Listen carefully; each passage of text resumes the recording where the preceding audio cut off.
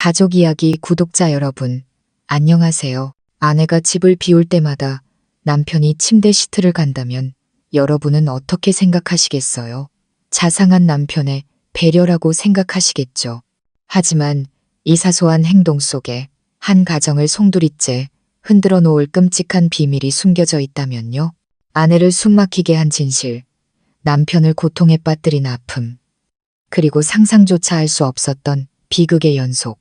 오늘 이야기는 아내가 없을 때마다 남편은 침대 시트를 빨았다입니다. 이야기가 궁금하시다면 지금 바로 귀 기울여 주시기 바랍니다. 제 이름은 혜진, 올해 38살이고 보험회사에서 근무하는 평범한 직장인입니다. 남편 민주는 저보다 2살 많고 대학 교수입니다.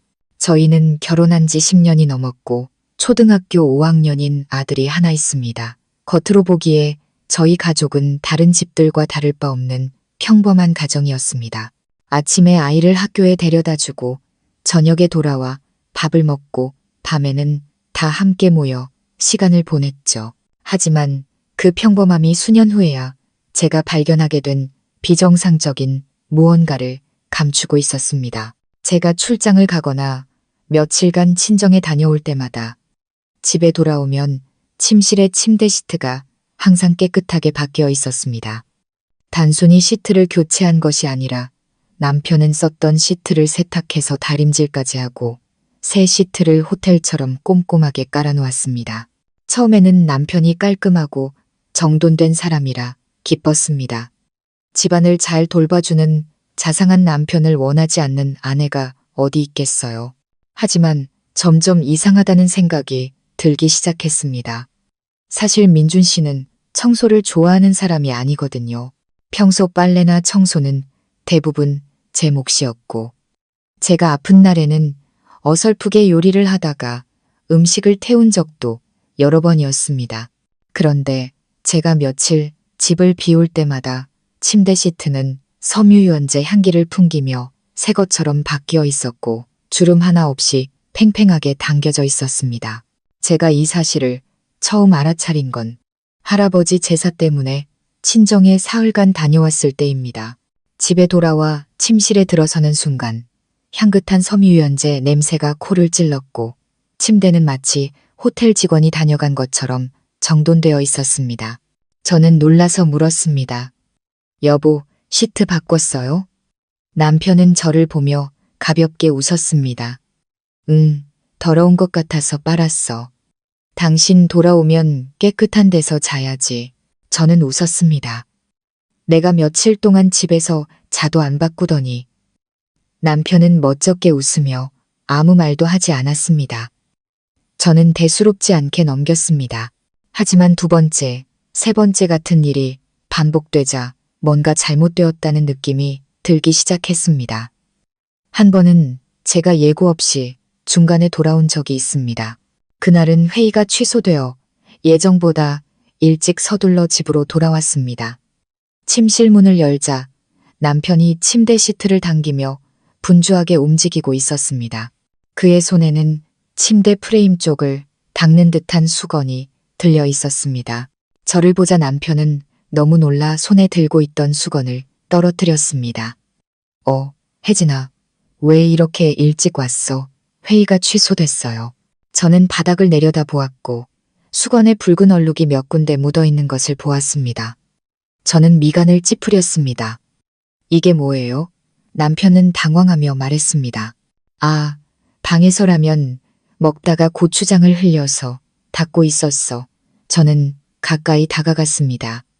붉은 얼룩은 고추장 같지 않았습니다. 그것은 말라붙은 피처럼 검붓고 걸쭉했습니다.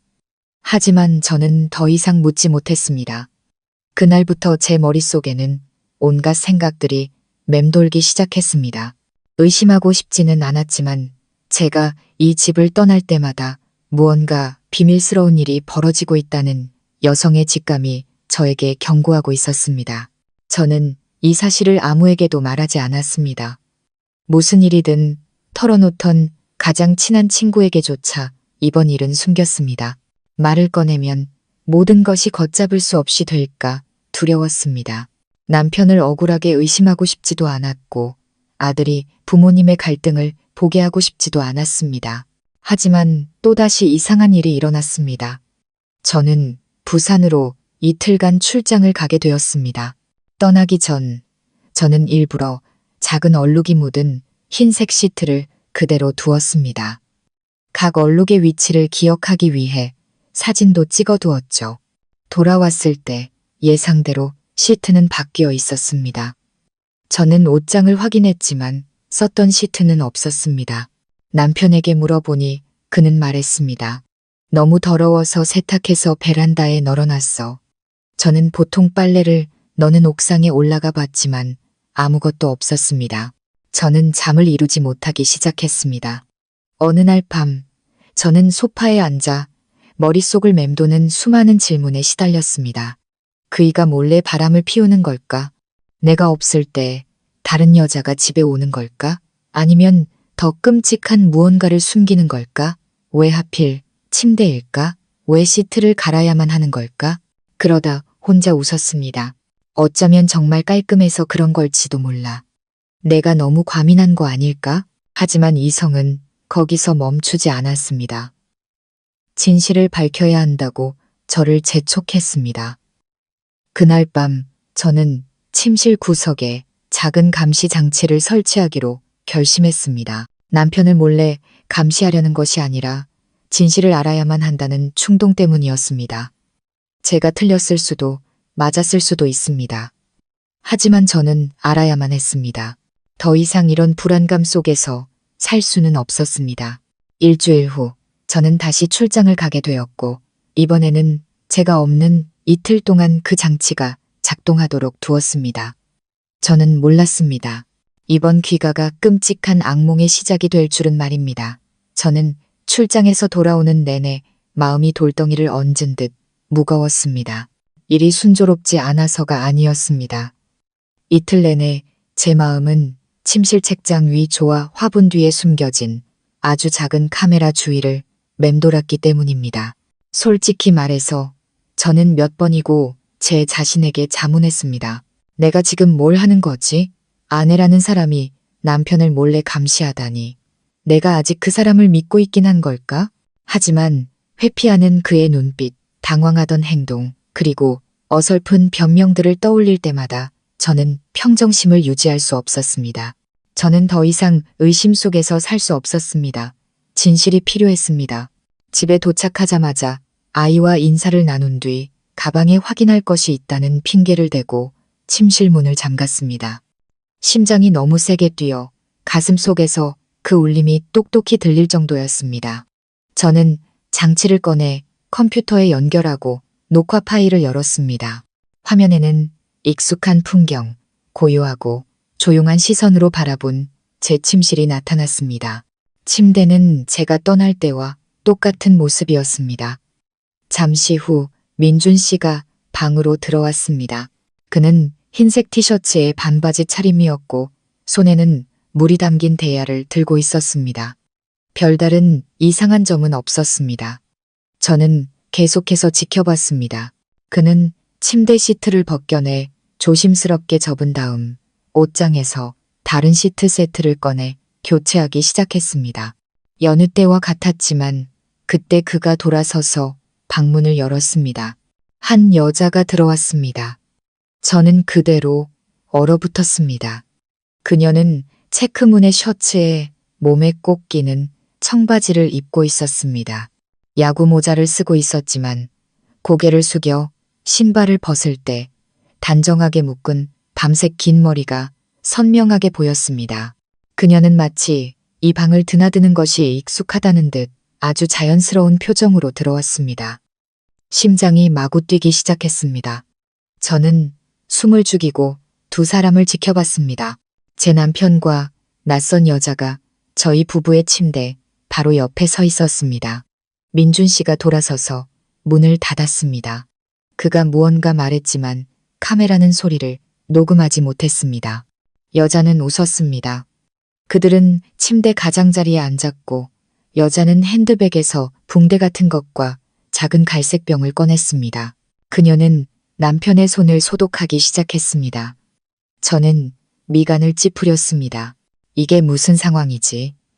그때 저는 민준 씨가 왼쪽 팔을 들어 올리는 것을 보았고 팔꿈치 근처에 큰 상처가 드러났습니다. 여자는 정성스럽게 약을 바르고 붕대를 감아주었습니다. 그들은 서로 이야기를 나누었습니다. 두 사람의 얼굴은 이제 완전히 진지했고 제가 처음에 상상했던 것처럼 은밀하고 수상한 분위기는 아니었습니다. 하지만 제 안의 이상한 느낌은 사라지지 않았습니다. 팔에 붕대를 감은 후 여자는 일어나 무언가를 확인하듯 방 안을 둘러보았습니다. 그녀는 베개를 들어 가볍게 두드린 뒤 위치를 바꿨습니다. 그러고는 가방에서 무언가를 꺼냈습니다. 청진기였습니다. 저는 깜짝 놀랐습니다. 의료용 청진기였습니다. 단 한 번도 특별한 지병이 있다고 말한 적 없는 제 남편이 미스터리한 여자에게 집에서 의료기구로 진찰을 받고 있었습니다. 그녀는 청진기를 그의 가슴에 대었습니다. 민준 씨가 괜찮다는 듯 손짓하자 그녀는 고개를 끄덕였습니다. 그러고는 작은 상자를 꺼내 그에게 건넸습니다. 아니, 무엇인지는 분명하지 않았습니다. 민준 씨는 그것을 받아 손에 든 채 갑자기 고개를 숙여 여자를 꽉 껴안았습니다. 심장이 멎는 것 같았습니다. 안 돼, 그럴 리 없어. 저는 그 광경을 보며 손이 떨려 컴퓨터를 놓칠 뻔했습니다. 하지만 다음 장면은 저를 완전히 할 말을 잃게 만들었습니다. 여자는 민준 씨의 어깨에 손을 얹고 부드럽게 그를 안쳤습니다. 그녀는 몸을 숙였습니다. 껴안는 것이 아니라 그의 신발을 벗겨주었고 조심스럽게 그의 다리를 하나씩 들어 침대 위에 올려주었습니다. 그녀의 행동은 연인 같지 않았습니다. 그것은 간호사 혹은 환자를 돌보는 누군가의 몸짓이었습니다. 한 가지 생각이 머리를 스쳐 지나갔습니다. 남편이 아픈 걸까? 아니, 그럴 리 없어. 아프다면 왜 나에게 숨겼을까? 10년 넘게 함께 살아온 부부인데 어떤 어려움도 함께 극복해왔는데 왜 그는 말하지 않았을까? 왜 나도 모르게 낯선 여자를 집에 들여 이런 일을 하게 했을까? 저는 책상에 머리를 밟고 눈물을 참았습니다. 한참 후에야 겨우 평정을 되찾고 영상의 마지막 부분을 계속 보았습니다. 여자는 물건을 정리하고 약을 챙긴 뒤 방을 나갔습니다. 떠나기 전 그녀는 주변을 한번 둘러보고 침대 시트 가장자리를 평평하게 정리한 뒤에야 조용히 문을 닫았습니다. 영상이 끝난 후 제가 얼마나 오랫동안 멍하니 앉아 있었는지 모르겠습니다. 제 감정은 혼란스러웠습니다. 분노, 의심, 걱정, 고통. 민준 씨에게 직접 묻고 싶었고 따지고 싶었고 나한테 뭘 숨기는 거예요? 그 여자는 누구예요? 라고 소리치고 싶었습니다. 하지만 저는 두려웠습니다. 만약 묻게 되면 배신보다 더 아픈 진실에 상처받을까봐 두려웠습니다. 저는 그가 바람 피우는 현장을 발견할 각오를 하고 있었습니다. 하지만 제가 본 것은 저를 몇 배나 더 혼란스럽게 만들었습니다. 그날 밤 저는 바로 그 침대, 깨끗하게 시트가 교체된 그 침대에 누워 심장까지 시린 추위를 느꼈습니다. 민준 씨는 아무 일도 없었다는 듯 옆에서 평온하게 잠들어 있었습니다.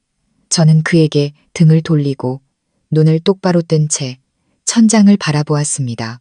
어디서부터 시작해야 할지 몰랐지만 모든 것을 알아내야 한다는 것은 알았습니다. 그리고 제가 가장 먼저 떠올린 사람은 제 대학 동창이자 지금은 한 의료센터에서 간호사로 일하는 선미 언니였습니다. 저는 다음날 언니를 만나기로 결심했습니다. 진실이 무엇이든 저는 알아야 했습니다. 모르는 채로는 계속 의심할 수밖에 없고 그 의심이 결혼 생활을 망칠 수도 있으니까요. 다음날 아침 저는 민준 씨에게 오랜만에 친구와 커피 약속이 있다고 말했습니다. 의심받지 않고 집을 나설 완벽한 핑계였죠. 민준 씨는 그저 고개를 끄덕였고 눈빛은 여느 때처럼 다정했습니다. 하지만 그때의 저에게는 그의 모든 행동이 미스터리한 안개에 쌓여 있는 것 같았습니다. 그를 볼수록 더욱 낯설게 느껴졌습니다. 마치 수년간 제 옆에서 잠든 이 남자가 다른 사람인 것 같았습니다. 저는 선미 언니를 그녀가 일하는 병원 근처 카페에서 만났습니다. 우리는 대학을 같이 다녔고 졸업 후 각자의 길을 걸었지만 여전히 연락을 유지하고 있었습니다.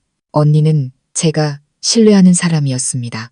솔직한 성격 때문만이 아니라 지금 제 머릿속을 헤집고 있는 의심들을 짜맞추는데 필요한 의학적 지식을 가지고 있었기 때문입니다. 선미 언니가 도착하자마자 저는 빙빙 돌리지 않고 휴대폰을 열어 여자가 방으로 들어오는 부분만 잘라낸 영상을 보여주었습니다. 언니는 유심히 영상을 보더니 한참 동안 생각에 잠겨 있다가 저를 돌아보며 말했습니다. 이 사람 낯이 익은데 다시 한번 자세히 보자. 저는 수백 마리의 개미가 몸속을 기어다니는 것처럼 초조하게 기다렸습니다. 선미 언니는 몇 번 더 영상을 보더니 중얼거렸습니다. 맞아, 이 사람 소희 씨네. 푸른 재활센터 간호사야.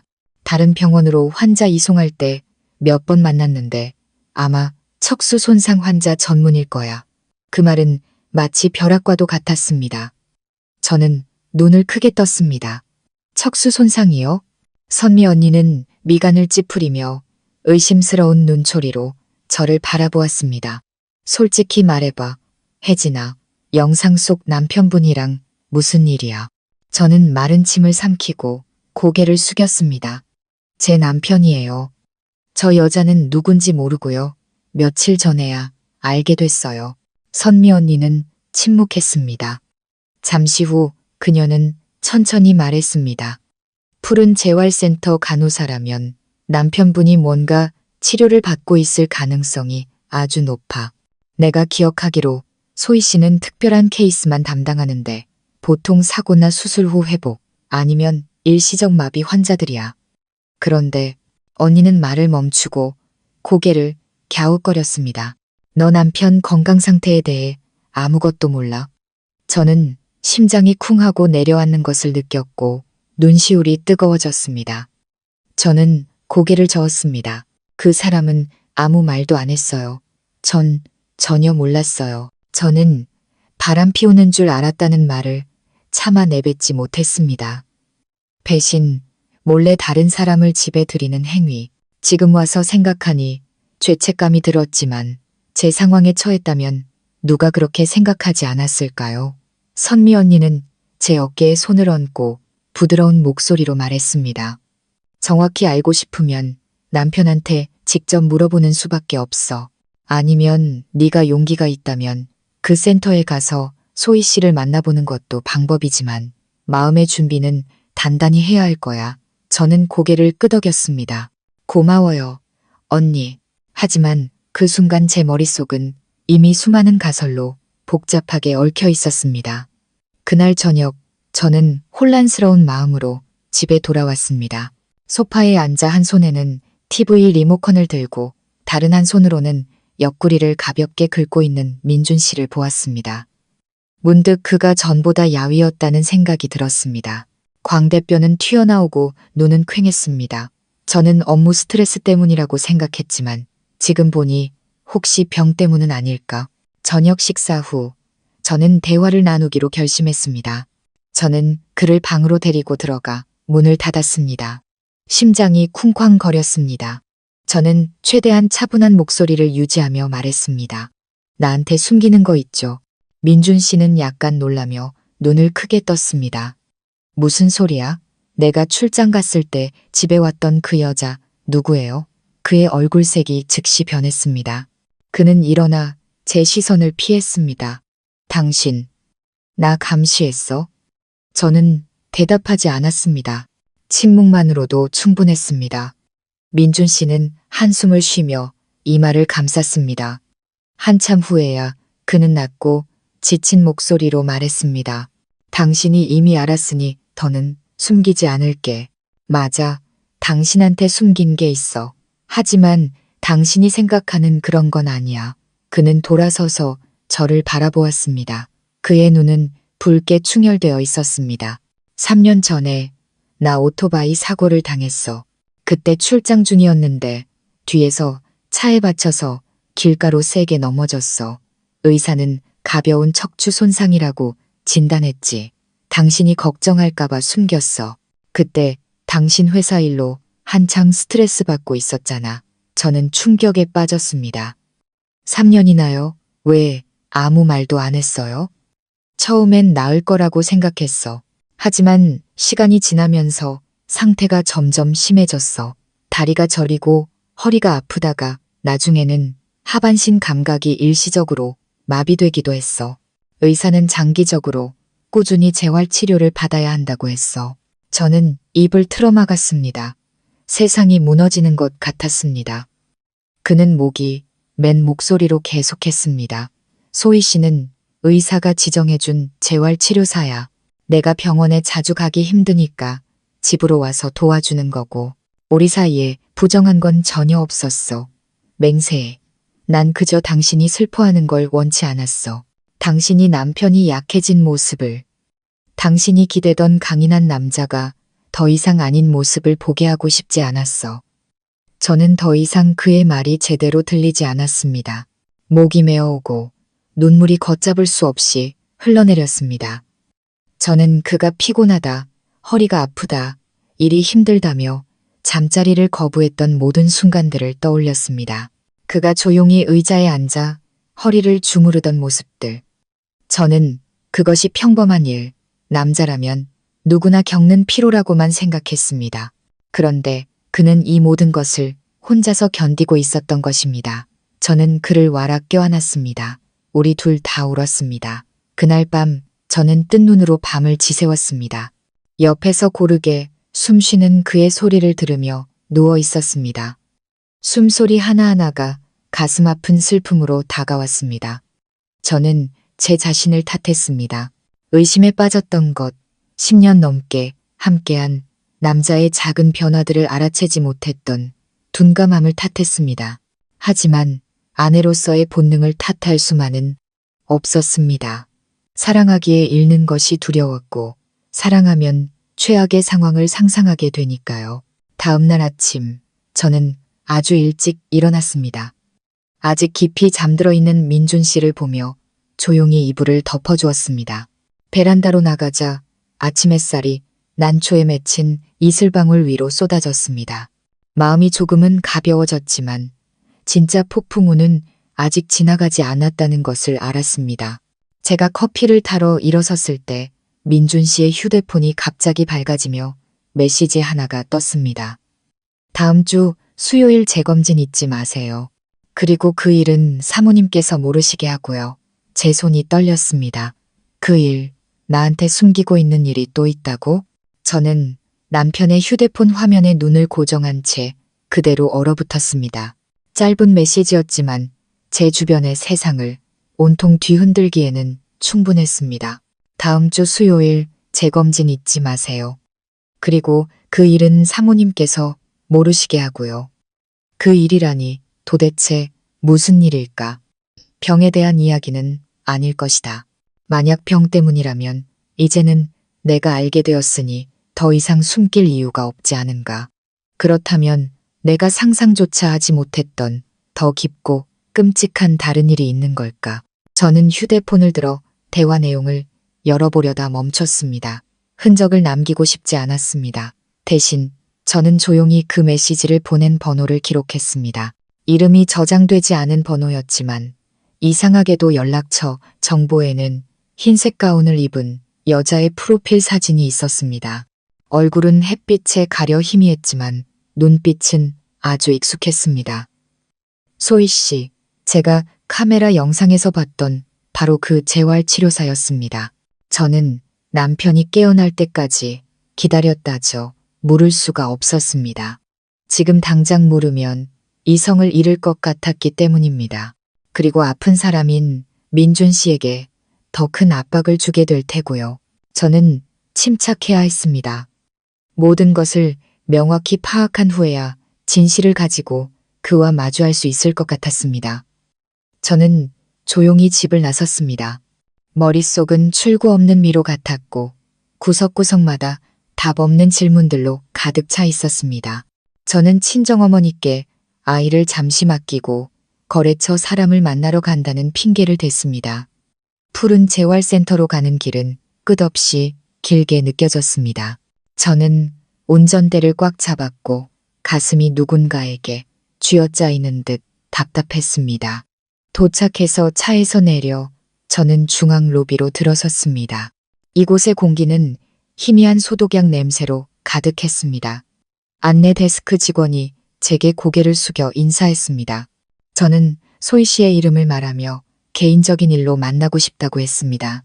직원은 망설이는 기색을 보였습니다. 소희 선생님은 지금 치료실에 계셔서요.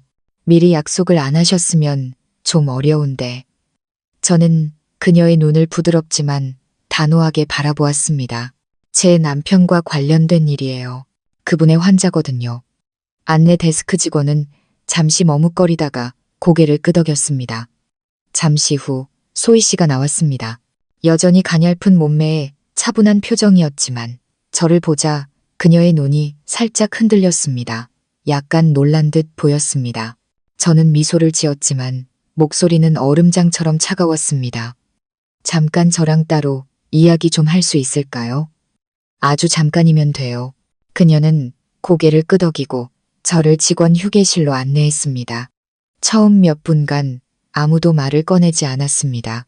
방은 에어컨 소리만 희미하게 들릴 정도로 조용했습니다. 마침내 제가 입을 열었습니다. 제가 민준 씨 아내예요. 소희 씨는 고개를 끄덕였습니다. 숨기는 기색 없이 등을 곧게 펴고 저를 똑바로 바라보았습니다. 전혀 피하지 않았습니다. 당신이 그 사람을 돌보는 재활치료사라는 거 알아요. 침실에서 찍은 영상도 봤고요. 남편이 사고를 당했고 척추에 문제가 생겨서 재활치료를 받고 있다는 것도요. 더는 설명할 필요 없어요. 하지만 다른 이야기가 하나 더 있잖아요. 오늘 아침에 당신이 그 사람에게 보낸 문자 메시지요. 그 일이라는 게 뭐죠? 소희 씨의 눈이 흔들렸습니다. 순간 당황한 기색이 스쳤지만 그녀는 금세 평정을 되찾았습니다. 제가 그 문자를 아실 거라고는 생각 못했네요. 하지만 전 알게 됐고 지금 당장 명확하게 말해줘야겠어요. 소희 씨는 침묵했습니다. 그녀는 입술을 깨물고 가온 자락을 만지작거렸습니다. 저는 그녀에게서 눈을 떼지 않았습니다.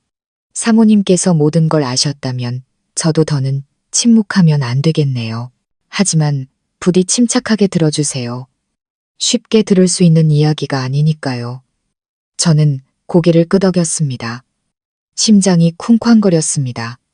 그 일은 남편분께서 누구에게도 특히 사모님께는 절대 말하지 말라고 부탁하신 일이에요. 그게 뭔데요? 소희 씨는 길게 숨을 들이마신 후 천천히 말했습니다. 8개월 전에 민준 씨가 욕실에서 넘어진 적이 있어요. 아주 심하게요. 그 후로 그분의 생리 기능에 심각한 손상이 왔어요. 그때부터 지금까지 남편분은 육체적으로나 감정적으로 남편으로서의 역할을 할 수 없게 되셨어요. 저는 그대로 얼어붙었습니다. 온몸이 차갑게 식었습니다. 무슨 소리예요? 생리 기능을 제어하는 신경에 손상을 입으셨어요. 의사 선생님은 회복될 수도 있지만 아주 더딜 거라고 하셨고요. 그리고 더 중요한 건 그 후로 우울증 증세를 보이기 시작하셨다는 거예요. 누구와도, 심지어 심리 상담사와도 대화를 거부하셨어요. 제가 유일하게 가까이 다가갈 수 있는 사람이었죠. 왜요? 왜 저한테는 말하지 않은 거죠? 소희 씨는 저를 바라보며 목소리를 낮췄습니다. 남편분은 사모님을 사랑하니까요. 사모님께서 실망하실까봐 두려워하셨어요. 진실을 알면 사모님께서 자기를 떠날 거라고 생각하셨어요. 어떤 남자든 마찬가지일 거예요. 남자로서의 능력을 잃는다는 건 그들에게 죽음보다 더 큰 고통이니까요. 저는 손으로 입을 막았습니다. 눈물이 흘러내렸습니다. 하지만 이번 눈물은 분노나 의심이 아닌 안타까움의 눈물이었습니다. 하지만 제 입장도 이해해줘야 해요. 당신은 당사자가 아니잖아요. 저는 그 사람과 매일 함께 사는 사람이고 알 권리가 있어요. 그 사람 곁에 있어야 했던 건 당신이 아니라 저였어야 해요. 소희 씨는 고개를 숙이며 작은 목소리로 말했습니다. 알고 있습니다. 죄송합니다. 저는 단지 환자의 요청에 따랐을 뿐이에요. 절대로 선을 넘을 생각은 없었습니다. 모든 치료 기록을 확인해 보셔도 좋아요. 저는 잘못한 게 없습니다. 저는 고개를 끄덕였습니다. 마음속에는 여전히 상처가 가득했지만 그녀의 말이 변명이 아니라는 것을 이해했습니다. 그녀의 눈빛에는 거짓이 없었습니다. 그녀는 다른 사람의 결혼 생활에 끼어든 사람이 아니었습니다. 하지만 제 남편은 너무나 큰 고통을 짊어지고 있었고 저는 그 사실을 가장 마지막에 알게 된 사람이었습니다. 저는 침묵 속에서 재활센터를 떠났습니다. 모든 소리가 사라진 것 같았습니다. 집으로 돌아오는 길, 소희 씨의 말이 머릿속에서 계속 맴돌았습니다. 그 오랜 시간 동안 그는 조용히 견디고 숨기고 회피했던 것입니다. 저를 믿지 못해서가 아니라 저를 너무 사랑해서 제가 아플까봐 두려워했지만 바로 그 점이 저를 가장 아프게 했습니다. 집에 돌아오자 마당에서 나무에 물을 주고 있는 민준 씨가 보였습니다. 햇살이 그의 얼굴에 비치며 눈에 띄게 야윈양 볼에 그림자를 드리웠습니다. 저는 문득 그가 벼락을 맞아 속이 텅 비었지만 여전히 햇빛을 향해 가지를 뻗으려 애쓰는 나무 같다는 생각이 들었습니다. 그날 밤 저는 더 이상 아무것도 묻지 않았습니다. 그저 그를 아주 오랫동안 아주 꽉 껴안았습니다. 그는 놀라며 이유를 묻지 않았습니다. 아마 대답이 두려웠을지도 모릅니다. 하지만 저는 이제 그와 반대로 행동해야 할 때라는 것을 알았습니다. 더 이상 숨기지 않기로 저 역시 그에게 숨기고 있는 사실이 있었기 때문입니다. 제가 아직 마주할 용기가 없었던 한 가지 사실. 2주 전 제 건강검진 결과와 제 뱃속에서 자라고 있는 작은 생명에 대한 이야기였습니다. 저는 욕실에 앉아 한 손으로는 배를 감싸고 다른 한 손으로는 차가운 손가락 사이에서 떨리는 검사 결과지를 꽉 쥐었습니다. 종이 위에는 임신, 양성, 약 5주라는 단순한 글자가 적혀 있었지만 제 인생 전체를 바꿀 수 있는 내용이었습니다. 저는 3번이나 확인했습니다. 3번 모두 결과는 같았습니다. 저는 임신했습니다.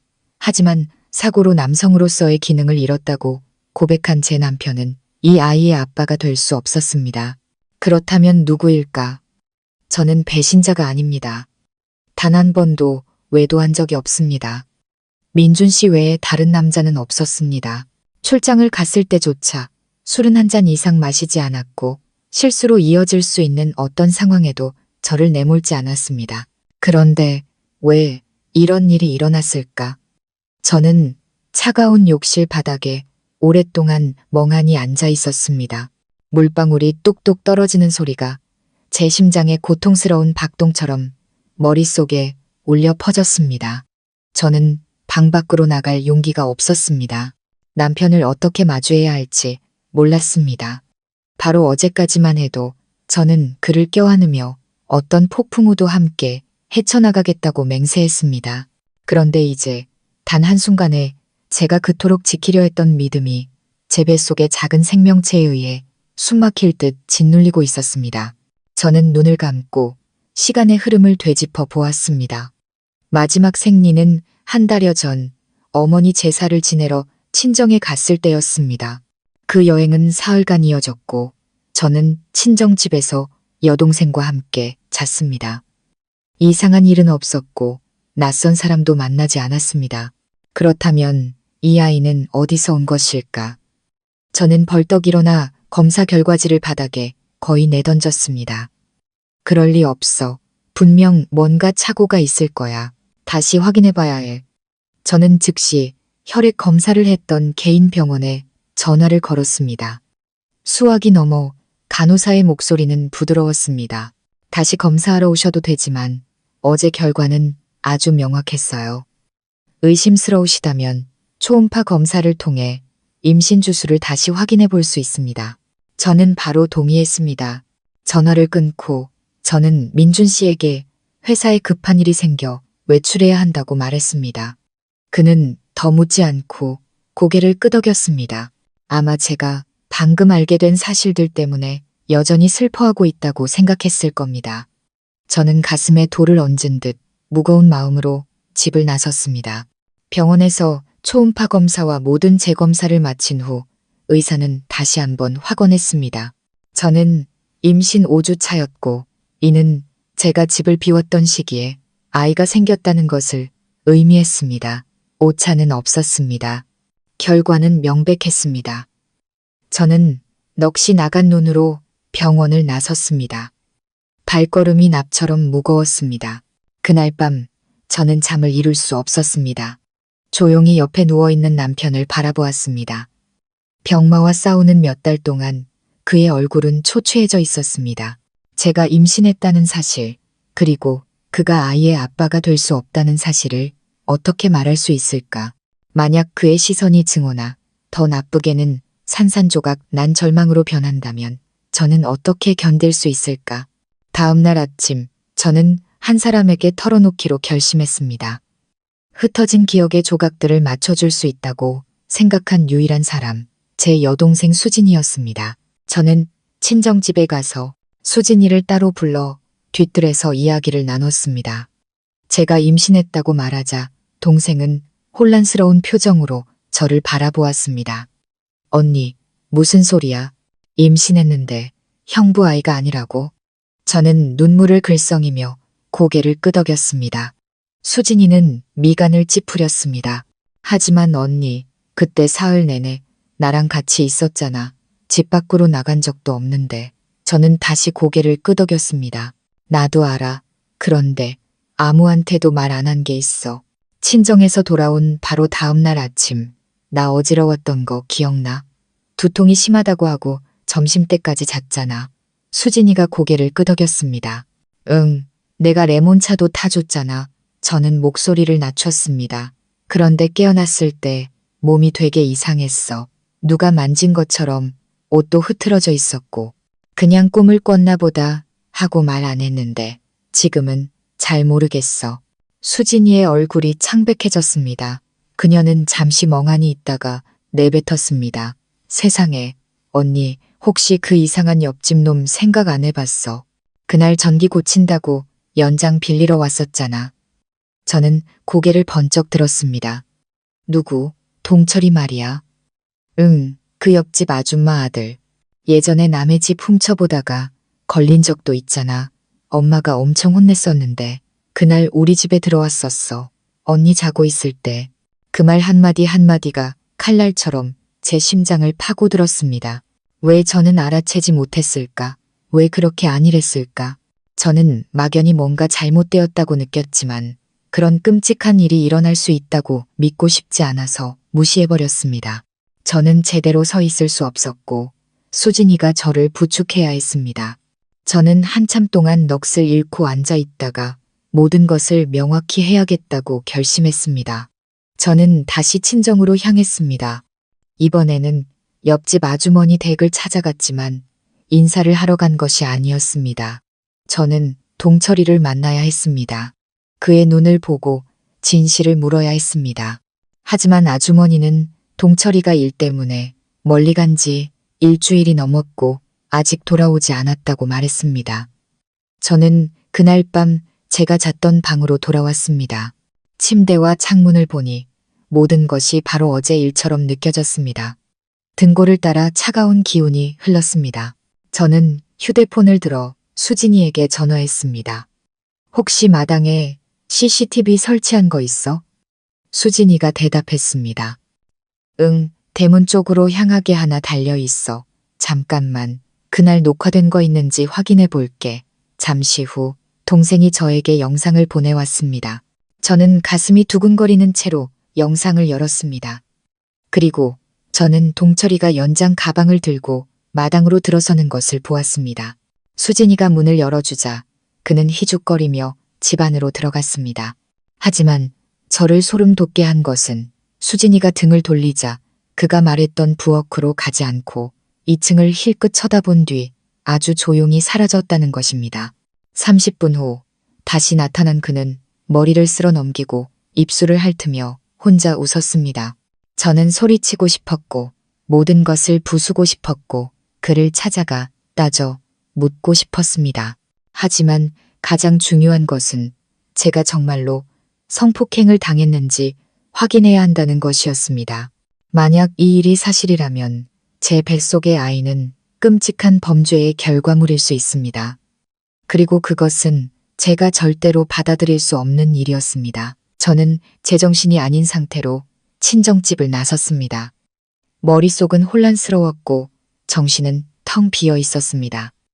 방금 영상으로 목격한 것은 저를 메스껍게 만들었습니다. 그저 평범한 이웃집 아들이라고 생각했던 동철이가 사실은 뼛속까지 추악한 인간이었던 것입니다.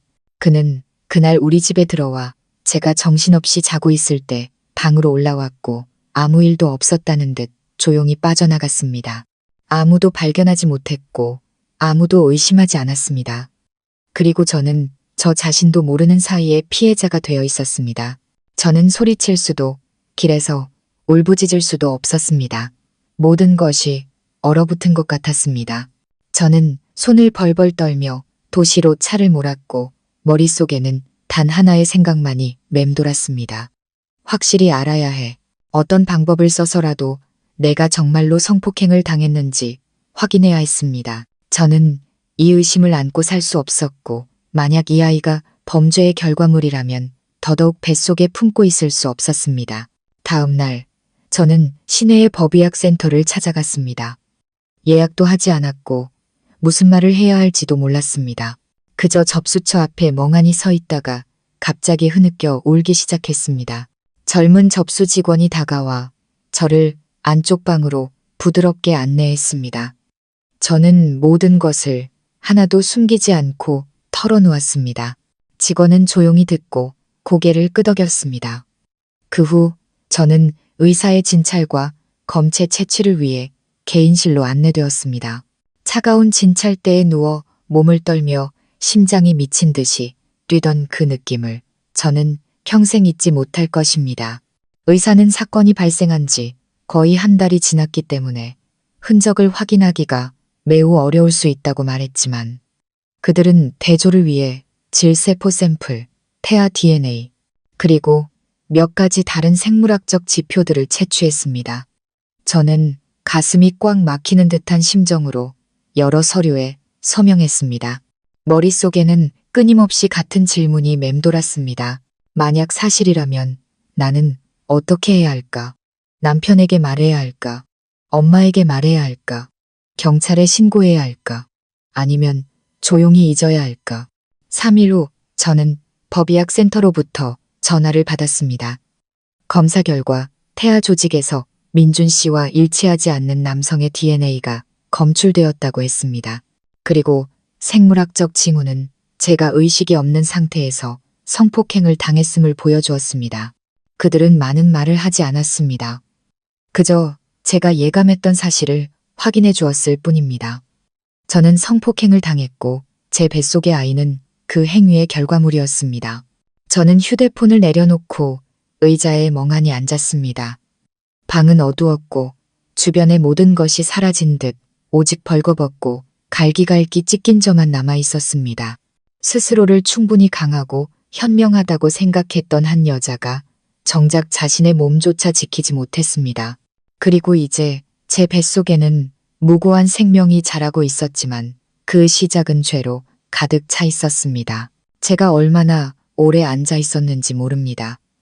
정신을 차렸을 때 저는 추위에 떨기 시작했습니다. 육체의 추위가 아니라 앞으로 어떻게 나아가야 할지 모르는 현실에 소름 끼치는 추위였습니다. 그날 밤 저는 여전히 다정하고 조용한 민준 씨를 보았습니다. 그는 매일 밤 자신의 옆에 눕는 아내가 모든 것을 산산조각 낼 수 있는 진실을 숨기고 있다는 사실을 전혀 몰랐습니다. 저는 잠을 잘 수 없었습니다. 자정까지 뒤척이다가 조용히 부엌으로 내려와 희미한 노란 불빛 아래 홀로 앉았습니다. 머릿속은 갈등으로 가득했습니다. 만약 이 아이를 지운다면 평생 그 트라우마를 안고 살게 될 것입니다. 하지만 아이를 낳는다면 답 없는 질문과 함께 살아야 할 것입니다. 어떻게 아이의 눈을 볼 때마다 내가 망가졌던 그날을 떠올리면서 아이를 사랑할 수 있을까? 그리고 민준 씨는 만약 그가 진실을 알게 된다면 제가 아무 잘못이 없더라도 저를 배신했다고 생각하며 받아주지 않을까? 다음 날 아침 저는 일찍 일어나 짐을 쌌고 아이는 시부모님께 맡겼습니다. 저는 민준 씨에게 생각할 시간이 필요하다며 며칠간 친정에 다녀오겠다고 말했습니다. 그는 막지 않고 저를 꽉 껴안으며 말했습니다. 당신이 해야 할 일을 해요. 난 항상 기다릴게. 저는 다시 친정으로 돌아갔고 이번에는 동네 파출소로 향했습니다. 저는 예전에 아버지의 지인이었던 파출소장님을 만났습니다. 저는 신고서를 제출하고 CCTV 영상과 법의학 감정 결과를 제출하며 모든 것을 털어놓았습니다. 그때가 제가 모든 것을 하나도 숨기거나 빠뜨리지 않고 말한 첫 순간이었습니다. 제가 말을 마쳤을 때 경찰관은 저를 오랫동안 바라보다가 고개를 끄덕였습니다. 안심하십시오. 저희가 조사해서 만약 동철이가 그런 짓을 한 게 맞다면 법의 심판을 받게 될 겁니다. 저는 더 말없이 고개를 끄덕였습니다. 파출소를 나서며 비가 내릴 듯 잿빛으로 변한 하늘을 올려다보았습니다. 제 마음은 여전히 상처투성이었지만 조금은 가벼워진 것을 느꼈습니다. 저는 침묵하지 않기로 선택했습니다. 마주하기로 선택했습니다. 그날 밤 저는 제 옛방에 누워 배를 감쌌습니다. 저는 뱃속의 아이에게 그리고 제 자신에게 속삭였습니다. 만약 네가 정말 내 일부이고 엄마가 충분히 용감하다면 엄마는 너를 지킬 거야. 하지만 널 볼 때마다 죄와 고통의 그림자만 보인다면 미안해. 엄마는 그럴 수 없어. 엄마는 그저 한 사람일 뿐 성인이 아니란다. 저는 잠을 이루지 못했습니다. 다음 날 아침 일찍 일어나 집 뒤뜰을 산책했습니다. 어머니가 심으신 장미덤불은 여전히 활짝 피어 향기로웠습니다. 저는 꽃 주위를 맴도는 나비 몇 마리를 보았습니다.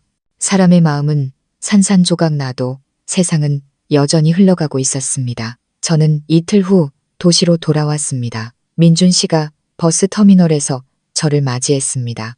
여전한 미소, 여전한 눈빛이었지만 이번에는 더 이상 견딜 수 없었습니다. 그날 저녁 식사 후 저는 거실에서 그와 마주 앉았습니다. 저는 그의 손을 잡고 그의 눈을 똑바로 바라보며 말했습니다. 할 말이 있어요.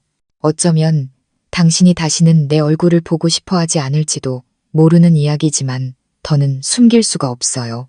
그는 제 손을 꽉 잡으며 다정한 눈빛으로 말했습니다. 말해봐요. 저는 깊은 숨을 들이마셨습니다. 그리고 저는 이야기했습니다. 모든 것을 숨기지 않고 피하지 않고 제가 성폭행당한 사실, 감정 결과, 그리고 뱃속의 아이까지 한마디 한마디가 칼날처럼 심장을 베는 것 같았습니다.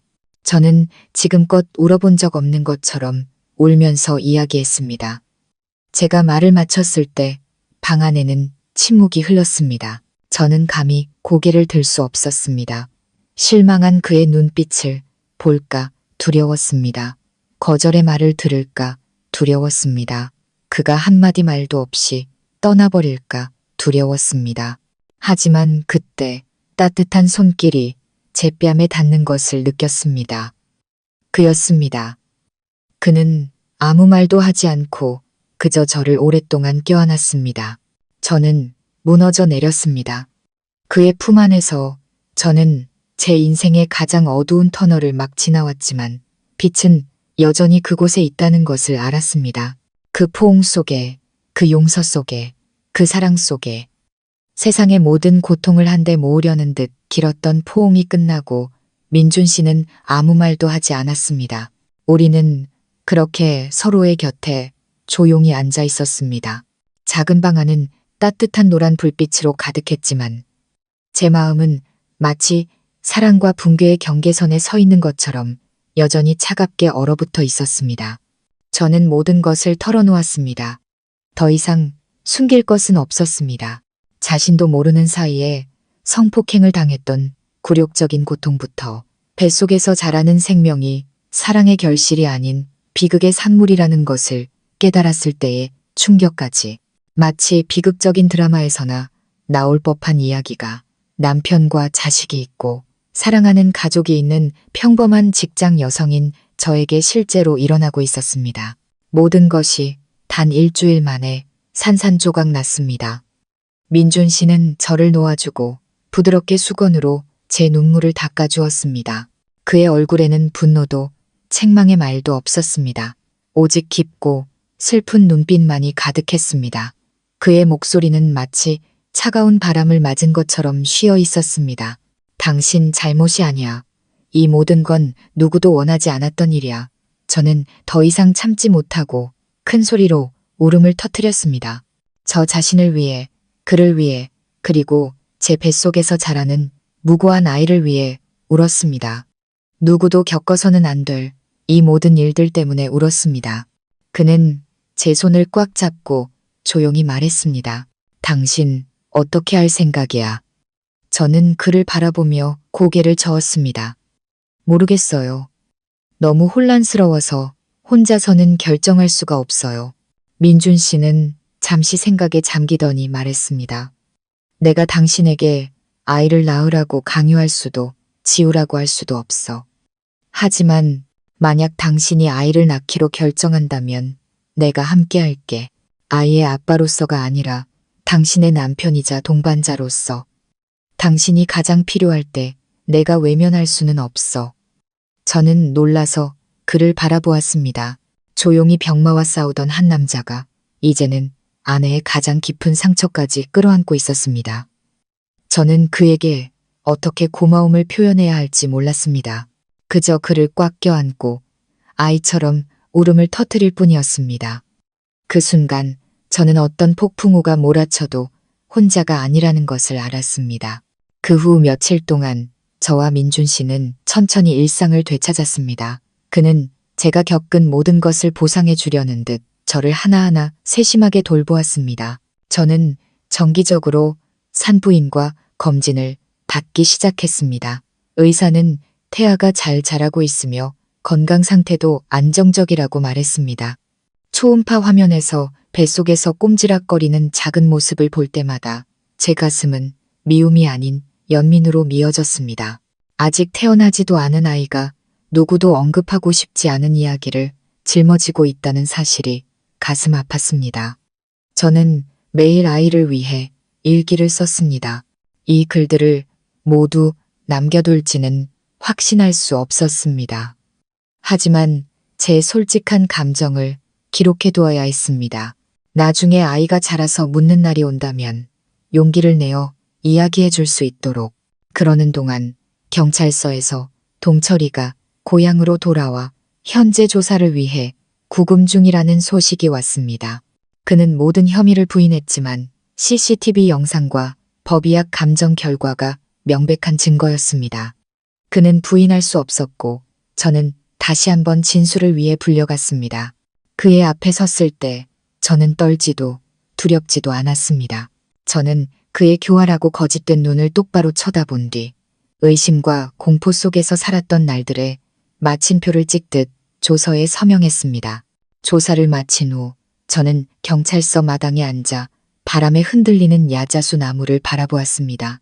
저는 점차 평정을 되찾고 있는 제 자신을 발견했습니다. 더 이상 걸음마다 떨고 두려워하던 여자가 아니었습니다. 저는 진정한 엄마로서 용감하고 단호하며 보호 본능으로 가득 찬 사람으로 살아가는 법을 배우고 있었습니다. 제가 동철이가 체포되었다는 소식을 전했을 때 민준 씨는 그저 조용히 고개를 끄덕였습니다. 그는 아무 말도 하지 않았지만 저는 그의 마음속에서도 분노가 들끓고 있다는 것을 알았습니다. 무력감, 아내에 대한 안타까움, 그리고 아무것도 할 수 없는 분노 때문에 어느 날 밤 저는 그가 조용히 침대 시트를 세탁하는 것을 보았습니다. 그가 섬유유연제 향기가 나는 옅은 흰색 시트를 구석구석 꼼꼼하게 펴고 있었습니다. 저는 다가가 그의 등 뒤에 서서 조용히 물었습니다. 왜 아직도 제가 없을 때마다 시트를 빨아요? 그는 손을 멈추고 저를 돌아보며 미소 지었습니다. 이게 내가 모든 걸 깨끗하게 하는 방식이니까. 슬픈 기억들, 보이지 않는 상처들을 깨끗하게 씻어내는 거지. 전부 지울 수는 없겠지만 우리가 행복했던 이 방, 이 침대가 고통의 색으로 물들지 않았으면 좋겠어. 저는 다가가 그를 껴안았습니다. 몇 달 만에 처음으로 저는 진정으로 보호받고 있다는 느낌을 받았습니다. 임신 3개월 차, 제 배는 약간 불러왔습니다. 저는 더 헐렁한 원피스를 입기 시작했고 회사에서의 호기심 어린 시선들을 피했습니다. 저는 건강상의 이유로 일찍 출산 휴가를 신청했습니다. 동료들은 아무도 의심하지 않았고 그들은 여전히 제가 남편의 아이를 임신했다고 생각했습니다. 이 아이가 지나간 악몽의 증거이자 다시 사랑하는 법을 배우는 한 엄마에게 남은 작은 빛이라는 것을 아는 사람은 저와 그뿐이었습니다. 어느 날 밤 저는 민준 씨에게 물었습니다. 용서하기로 한 걸 후회한 적 있어요? 그는 제 배 위에 손을 얹고 부드럽게 말했습니다. 아니, 당신이 아이를 지킬 만큼 강했다면 나도 당신 곁에 머물 만큼 굳건해야 하니까. 나는 아이의 아빠가 될 필요는 없어. 그저 계속 당신의 남편이면 돼. 당신이 두려워할 때마다 항상 손을 잡아줄 사람. 저는 울었지만 이번에는 행복의 눈물이었습니다. 저는 앞으로의 여정이 길고 많은 도전이 있을 것을 압니다. 약해질 때도 지칠 때도 있겠지만 적어도 저는 혼자가 아닙니다. 저에게는 자신이 저지르지 않은 실수까지도 모두 끌어안을 만큼 너그러운 남편 민준 씨가 있습니다. 저에게는 아이가 있습니다. 제 뱃속에서 매일 자라는 이 생명은 고통의 결과물이지만 제가 계속 살아갈 이유가 될 것입니다. 그리고 저에게는 제 자신이 있습니다. 한때 무너졌지만 절망의 깊은 바닥에서 다시 일어선 한 여자가. 저는 산부인과 병원의 긴 복도를 천천히 걸었습니다. 그 복도에는 저처럼 배를 감싸고 진료 기록을 손에 쥔 채 희망에 찬 눈빛을 한 수많은 예비 엄마들이 있었습니다. 혼자 온 사람도 있고 남편의 부축을 받는 사람도 있고 시어머니와 친정어머니가 함께 온 사람도 있었습니다. 하지만 저는 혼자였습니다. 민준 씨가 같이 오고 싶지 않아서가 아니라 제가 오지 못하게 했습니다. 저는 두려웠습니다. 다른 사람들의 시선이, 해명해야 하고 애매한 질문들에 맞서야 하는 것이 두려웠습니다. 임신하셨네요. 근데 남편은 왜 같이 안 왔어요? 몇 개월인데 배가 그렇게 나왔어요. 남편이 능력이 없다는데 이 아이는 누구 애예요? 저는 제가 그런 시선의 중심이 될 거라고는 한 번도 생각해 본 적이 없었습니다. 저는 항상 조용히 살았고 행복한 가정을 꾸렸으며 시끄러운 것을 좋아하지 않았습니다. 그런데 이제 매일 커지는 이 배가 저를 인생의 기로에 세워놓은 것 같았습니다. 밖에 나갈 때마다 저는 선택해야 했습니다. 못 들은 척 고개를 숙이고 빨리 지나갈 것인가, 아니면 고개를 들고 모든 것에 용감하게 맞설 것인가. 저는 침묵을 선택했습니다. 하지만 침묵이 약하다는 의미는 아니었습니다. 저는 지금 가장 지켜야 할 것이 뱃속 아이의 평온이라는 것을 알았기에 침묵했습니다. 아이만 건강하게 자란다면 모든 소문은 아무것도 아닐 테니까요. 하지만 세상은 저를 그리 오래 내버려 두지 않았습니다. 어느 날 오후 제가 저녁밥을 짓고 있을 때 문을 다급하게 두드리는 소리가 들렸습니다. 문을 열자 한 여자가 서 있었습니다. 그녀는 잔뜩 화가 난 얼굴로 허리에 손을 얹고 있었고 그 뒤에는 몇몇 호기심 많은 이웃들이 서 있었습니다. 당신이 민준이 아내 맞지? 저는 고개를 끄덕였지만 무슨 말을 하기도 전에 그 여자는 제 배를 손가락으로 가리켰습니다. 우리 집안을 망신시킬 작정이야? 누구 애를 가진 거야? 내 아들은 사고로 몇 달을 누워 있었는데 네가 임신을 해? 세상 사람들이 아무것도 모를 줄 알아? 저는 그대로 얼어붙었습니다. 그 따귀는 제 뺨이 아닌 제 심장에 곧바로 날아왔습니다. 저는 그분이 시어머니라는 것을 알았습니다. 우리는 꽤 좋은 관계를 유지해 왔습니다. 어머니는 저를 예뻐했고 손주를 사랑했습니다. 하지만 지금 어머니는 수많은 시선 앞에서 한 여자가 들을 수 있는 가장 가혹한 말들을 내뱉으며 제 지문 앞에 서 있었습니다. 어머님, 저는 겨우 한마디를 내뱉고는 목이 메었습니다. 어떻게 해명해야 할지 몰랐습니다. 제가 성폭행을 당했고 뱃속의 아이가 범죄의 결과물이라고 동네 사람들에게 말할 수는 없었습니다. 시어머니께 당신 아들은 아내를 매일 밤 안고 있지만 이 아이의 아빠는 아니라고 말할 수 없었습니다. 나를 어머니라고 부르지 마. 어머니는 소리쳤습니다. 정말 파렴치하구나. 그 애를 우리 집에 들일 생각이야? 절대 허락 못해. 법원에 소송을 걸겠어. 민준이가 바보라고 네가 마음대로 할 수 있을 거라 생각하지 마. 근처에 서 있던 한 이웃이 조심스럽게 어머니의 팔을 끌며 말했습니다.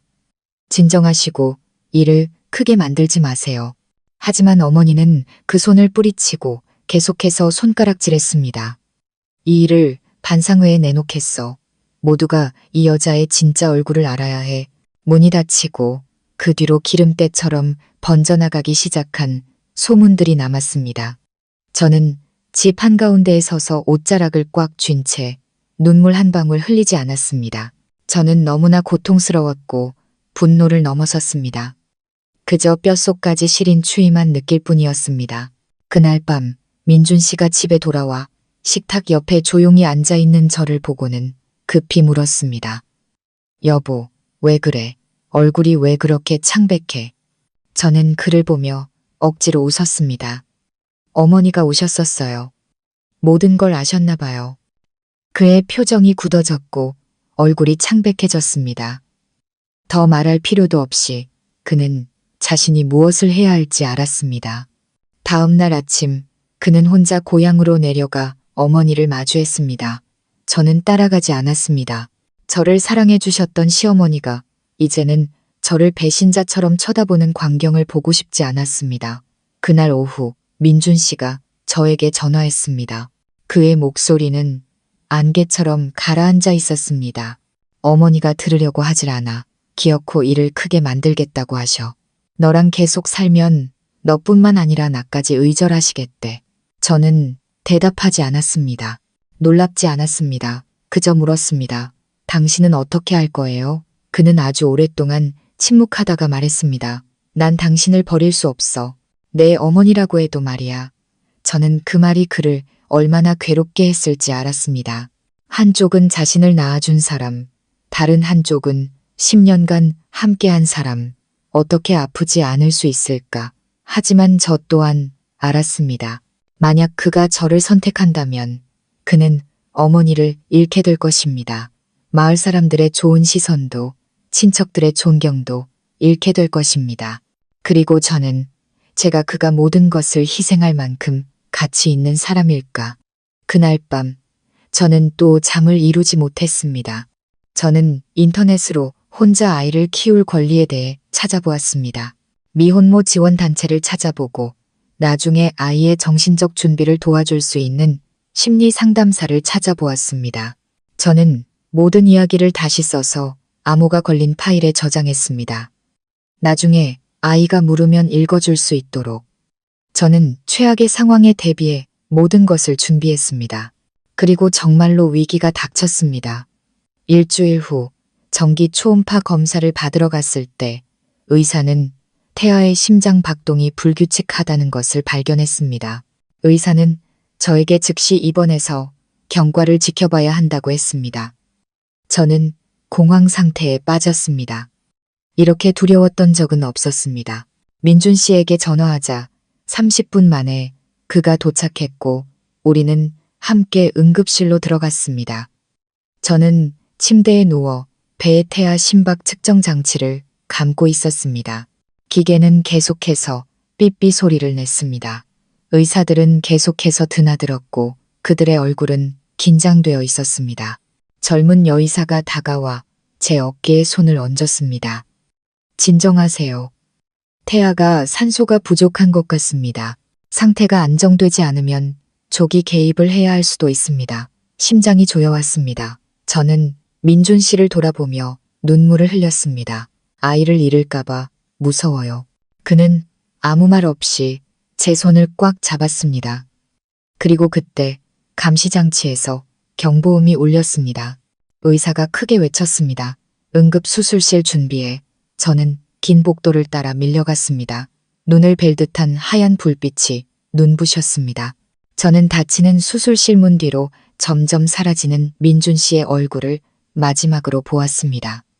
그 순간 저는 모든 것을 생각했습니다. 아직 태어나지 않은 아이, 밖에서 두려움에 떨며 기다리는 남편, 저를 원망하는 시어머니, 그리고 제가 원하지 않았지만 살고 있는 이 세상. 저는 의식을 잃기 전 마지막으로 마음속으로 속삭였습니다. 아가야, 할 수만 있다면 엄마 곁에 있어줘. 수술실의 하얀 불빛에 정신이 아찔했습니다. 소독약 냄새가 코를 찔렀고 소름 끼치게 차가웠습니다. 저는 수술대 위에 누워 양팔이 고정되었고 가슴과 배 사이에 파란색 천이 세워졌습니다. 제가 이렇게 연약하게 느껴진 적은 없었습니다.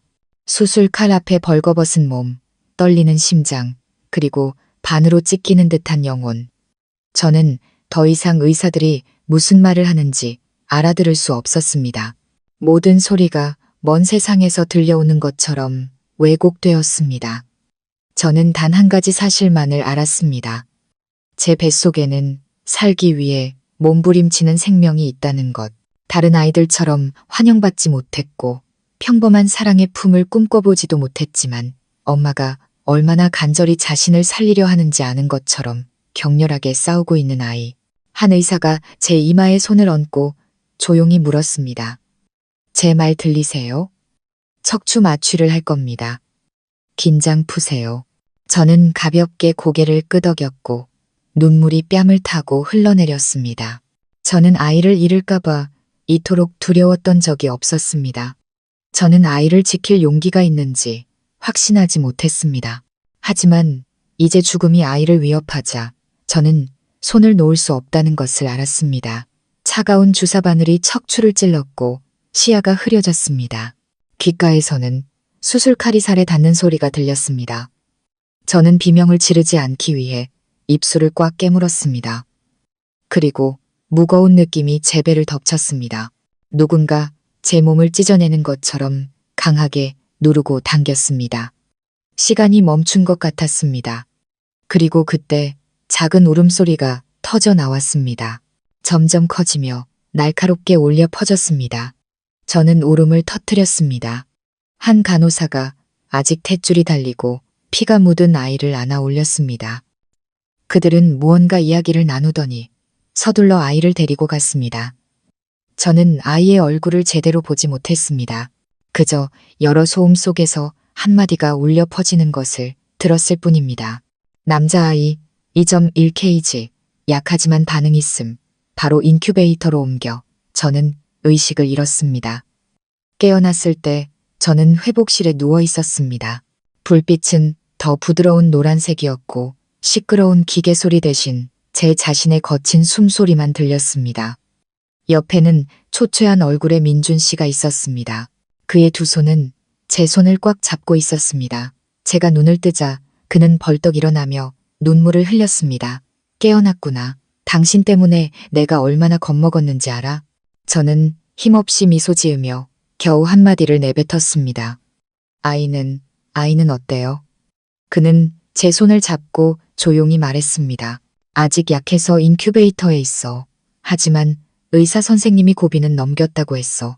저는 울음을 터뜨렸습니다. 더 이상 고통의 눈물이 아닌 안도의 눈물이었습니다.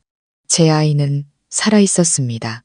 제가 낳을지 말지 망설였던 아이, 세상이 의심의 눈초리로 바라보던 아이, 시어머니가 욕설을 퍼부었던 아이가 이제 저와 함께하기 위해 가냘픈 숨을 쉬고 있었습니다.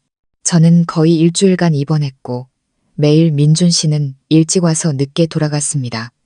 그는 한 발짝도 떨어지지 않고 마치 신혼 때처럼 저를 돌보았습니다. 단 한 가지, 그의 눈빛은 여전히 다정했지만 뭔가 달라져 있었습니다. 마치 저에게 무언가를 숨기는 것 같았습니다. 제가 물어도 그는 말하지 않았습니다. 제가 침묵하면 그는 더욱 침묵했습니다. 제가 산모와 아기 병실로 옮겨진 날, 저는 처음으로 아이를 품에 안았습니다. 아이는 작고 붉었으며 눈을 꼭 감고 손을 꽉 쥐고 있었습니다. 그 느낌은 말로 표현할 수 없었습니다. 그 아이가 고통의 결과물이라는 것을 알았지만 그 순간 제 마음은 부드러워졌고 모든 원망과 미움이 사라졌습니다. 저는 아이를 가슴에 안고 속삭였습니다. 엄마가 여기 있어. 무슨 일이 있어도 엄마가 널 지켜줄게. 그날 밤 민준 씨는 침대 옆에 앉아 저를 오랫동안 바라보았습니다. 그는 제 손을 잡고 말했습니다. 혜진아, 할 말이 있는데 어디서부터 시작해야 할지 모르겠어. 저는 그를 부드럽게 바라보았습니다. 무슨 일이에요? 그는 한숨을 쉬더니 종이 한 장을 꺼냈습니다. 유전자 검사 결과지였습니다. 저는 그대로 얼어붙었습니다. 그는 계속해서 말했습니다. 의사 선생님께 부탁해서 아기 머리카락 샘플을 받았어. 내가 검사를 의뢰했어. 이러면 안 되는 거 알지만 모든 걸 결정하기 전에 진실을 명확히 알아야 했어. 저는 말없이 그를 바라보았습니다. 심장이 멎는 것 같았습니다. 그는 저에게 종이를 건넸고 저는 떨리는 손으로 그것을 열었습니다. 친자 관계, 성립, 부권 확률 99.98% 저는 할 말을 잃었습니다. 저는 고개를 들어 방금 읽은 것을 믿을 수 없다는 듯 동그랗게 뜬 눈으로 그를 바라보았습니다. 저는 목이 메어 말했습니다. 어떻게 이럴 수가 있어요? 그 역시 당혹감을 감추지 못했습니다. 나도 이해가 안 돼. 하지만 결과는 완전히 정확해. 두 군데서 했는데 둘 다 똑같이 나왔어. 저는 종이를 잡고 다시 한번 자세히 들여다보았습니다. 한 글자 한 글자가 제 영혼 깊은 곳을 건드리는 것 같았습니다. 아이는 당신 아들이에요. 저는 더듬거렸습니다. 하지만 당신은 능력이 없다고. 그는 고개를 끄덕였습니다. 맞아. 의사는 척수 손상으로 생리 기능이 완전히 상실됐다고 진단했어. 하지만 아주 드물게 뚜렷한 증상 없이 몇 달 후에 신경이 스스로 회복될 가능성이 있다고 하더군.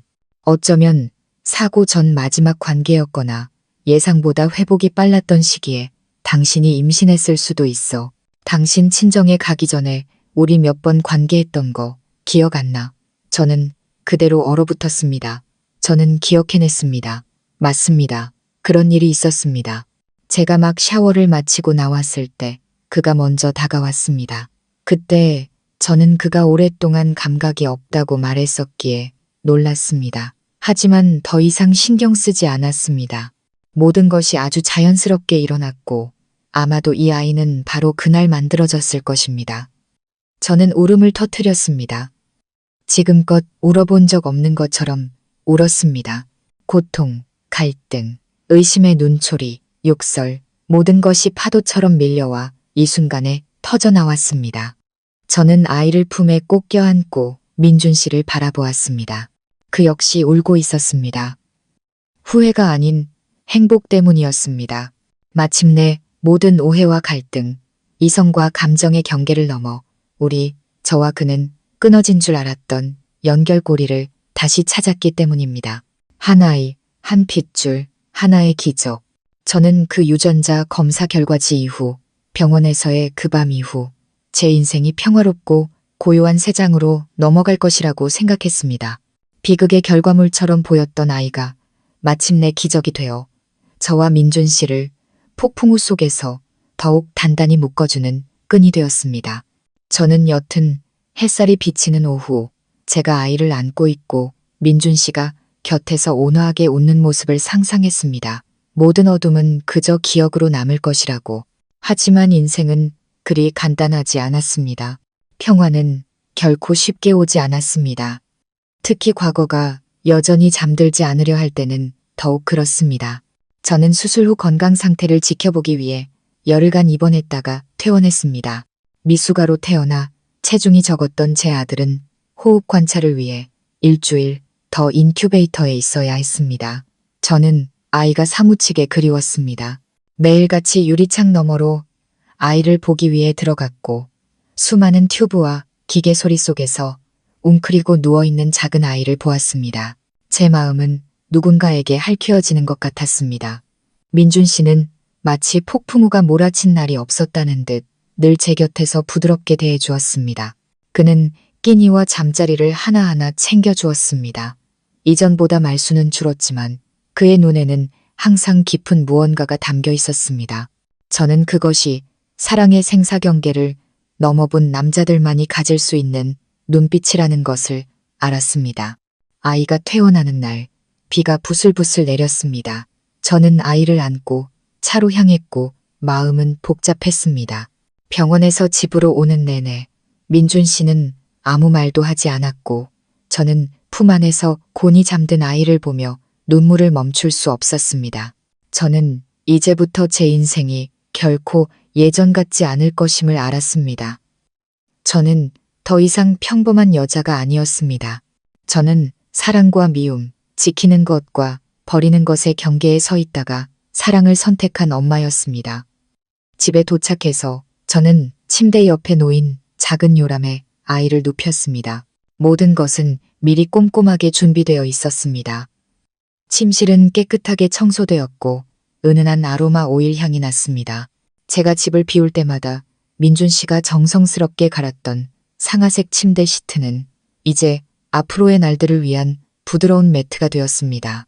저는 아이 곁에 앉아 작은 손을 잡았습니다. 마음이 조금은 가벼워졌습니다.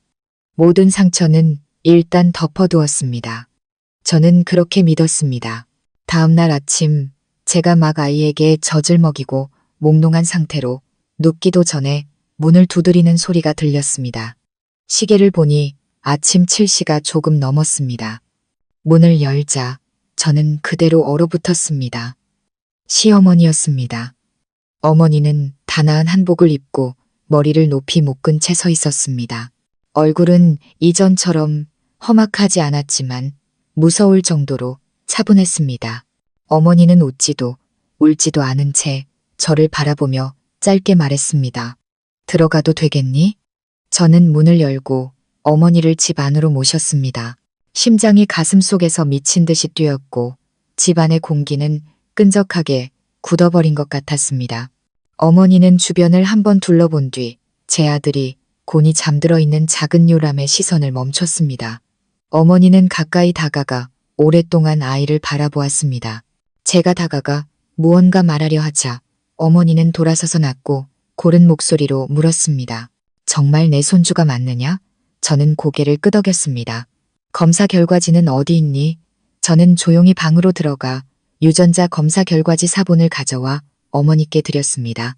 어머니는 그것을 받아들고 천천히 한 줄 한 줄 읽었습니다. 저는 어머니의 눈이 흐려지는 것을 보았고 눈물 한 방울이 종이 위로 떨어졌습니다. 저는 어머니가 사과하거나 적어도 동네 사람들 앞에서 저를 모욕했던 것이 잘못이었다고 인정할 것이라고 생각했습니다. 하지만 아니었습니다. 어머니는 고개를 들어 저를 똑바로 쳐다보더니 차갑게 말했습니다. 이제 너는 나랑 같이 고향으로 내려가야 한다. 이 아이를 데리고 가서 집안 어른들께 인사를 드려야 해.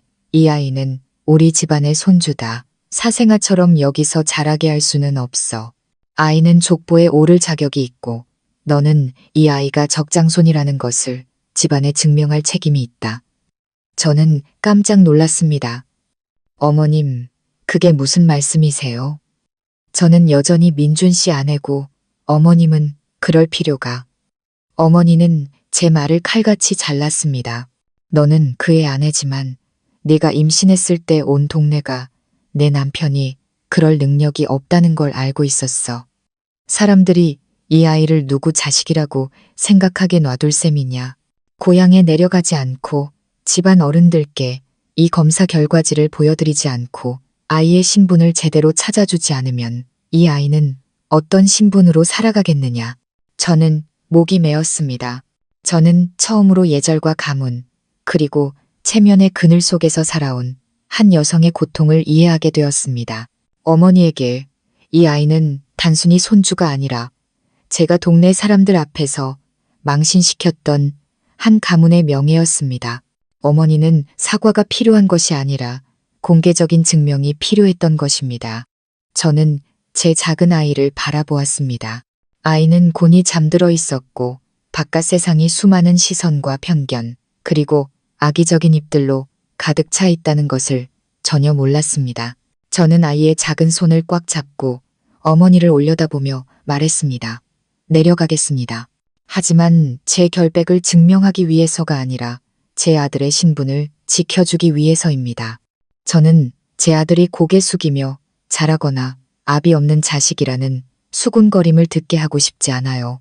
내려가겠지만 조건이 하나 있습니다. 어머니는 미간을 찌푸렸습니다. 무슨 조건? 저는 천천히 말했습니다.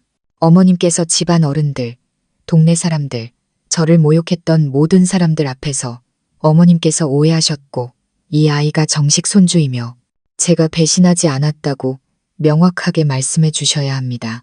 어머님께서 그렇게 하실 용기가 있다면 저는 내려가겠습니다. 그렇지 않다면 죄송하지만 저는 지옥을 거쳐오고도 무너지지 않은 한 엄마의 모든 자존심을 걸고 제 아이를 키우겠습니다. 어머니는 저를 아주 오랫동안 바라보았습니다. 그 눈빛, 한때 경멸과 멸시로 가득했던 그 눈빛에 문득 무언가 다른 것이 스쳐 지나갔습니다. 더 이상 오만하지도 아직 뉘우치지도 않았지만 인정하는 듯한 눈빛이었습니다. 마침내 어머니는 한숨을 쉬며 고개를 끄덕였습니다. 알겠다. 그렇게 아마 그날 아침 저는 평소보다 일찍 일어났습니다. 아이가 칭얼거려서도 피곤해서도 아니었습니다. 밤새 한숨도 자지 못했기 때문입니다.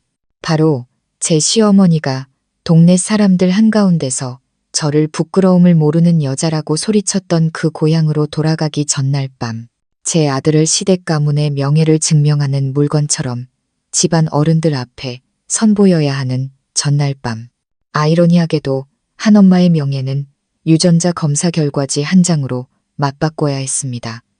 저는 곤히 잠든 아이를 바라보았습니다. 작고 규칙적인 숨소리가 제 심장에서 똑딱이는 시계 소리 같았습니다. 아무 잘못도 없는 작은 생명이지만 지난 몇 달간 제 등 뒤에서 수군거리던 말들의 중심에 있었습니다. 저는 조용히 아이를 안아 올려 무슨 일이 있어도 절대 놓지 않겠다는 듯 가슴에 꼭 껴안았습니다. 민준 씨는 일찌감치 짐을 다 챙겨두었습니다. 그는 오늘의 여정이 매년 하던 제사를 지내러 가는 것이 아니라 자존심과 왜곡된 진실 그리고 은밀한 상처들을 조건부로 화해시키는 자리라는 것을 알고 있었습니다. 제가 문을 나서자 시어머니가 이미 기다리고 있었습니다. 어머니는 짙은 보라색 한복을 입고 있었고 표정은 차분했습니다. 너무 반갑지도 너무 차갑지도 않았습니다. 저를 보자 어머니는 그저 고개를 끄덕이며 말했습니다. 제사 시간에 늦지 않게 차에 타거라. 고향으로 가는 길 아무도 말을 꺼내지 않았습니다.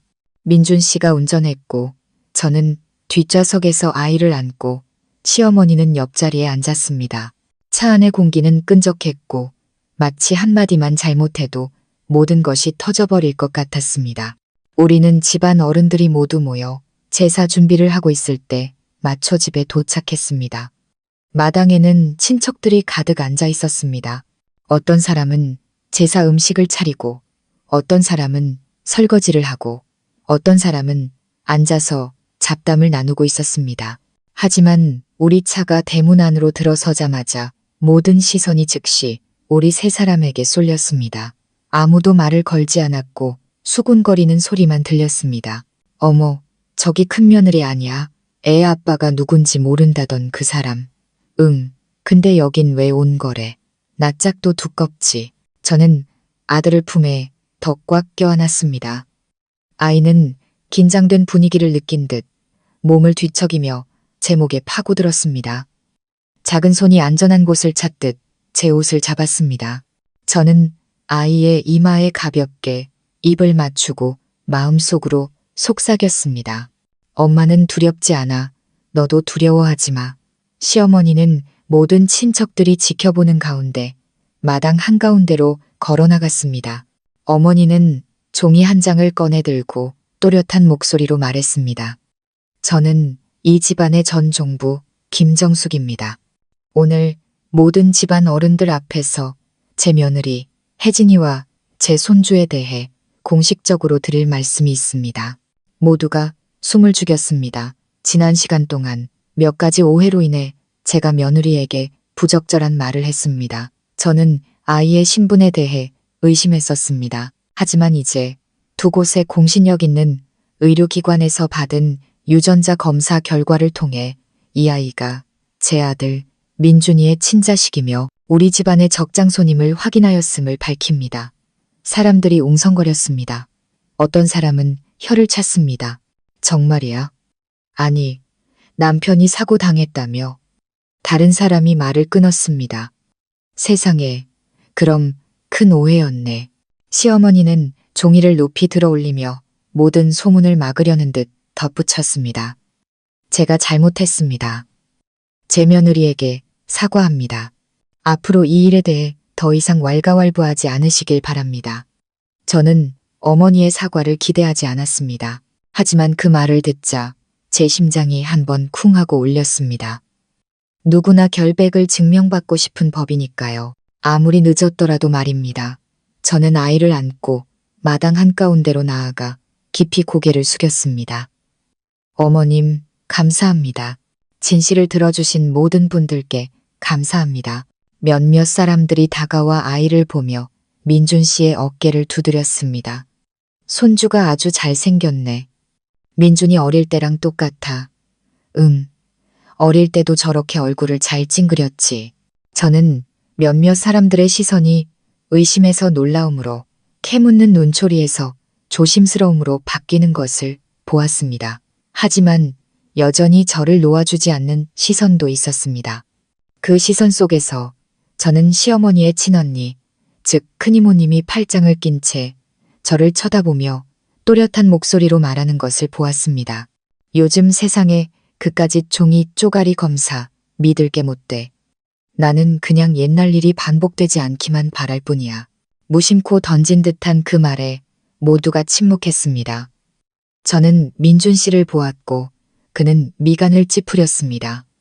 시어머니는 얼굴이 창백해졌습니다. 큰이모님은 계속했습니다. 내가 속 시원하게 말해주지. 옛날에 정숙이, 그러니까 민준이 엄마도 남편이 멀리 군대가 있는 동안 애를 가졌었잖아. 온 동네가 그 사건을 아직도 기억하는데 그때도 의심하는 사람들이 있었지. 공기가 끈적하게 굳었고 모두가 숨을 멈췄습니다. 저는 시어머니를 돌아보았습니다. 어머니는 그 자리에 못 박힌 듯 서 있었고 얼굴에는 핏기가 하나도 없었습니다. 눈은 동그래졌고 입술은 굳게 다물었으며 온몸이 미세하게 떨리고 있었습니다. 언니, 그만해. 어머니가 소리쳤습니다. 무슨 헛소리야. 큰이모님은 비웃었습니다. 내가 틀린 말 했어? 네가 민준이가 그 양반 친아들이라고 맹세할 수 있어? 그때 짝 하는 소리가 울려 퍼졌습니다. 시어머니가 큰이모님의 뺨을 세차게 때렸습니다.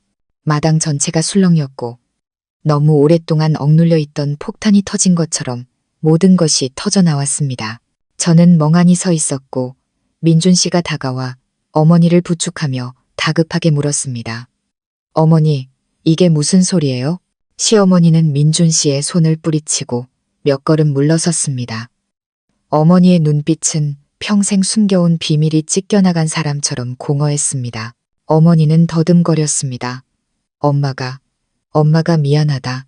너희에게 이 사실을 알리려던 건 아니었는데. 저는 민준 씨가 돌처럼 굳어버린 것을 보았습니다. 그 순간 저는 깨달았습니다. 가장 큰 비밀은 제가 의심받았던 사실이 아니라 바로 제 너그러운 남편, 그 자신 역시 40년 동안 아버지라 부르던 그 남자의 친아들이 아닐 수도 있다는 것이었습니다. 그리고 이제 모든 것이 무너지기 시작했습니다. 그때 그 집 마당의 공기는 숨막힐 정도로 무겁고 끈적했습니다.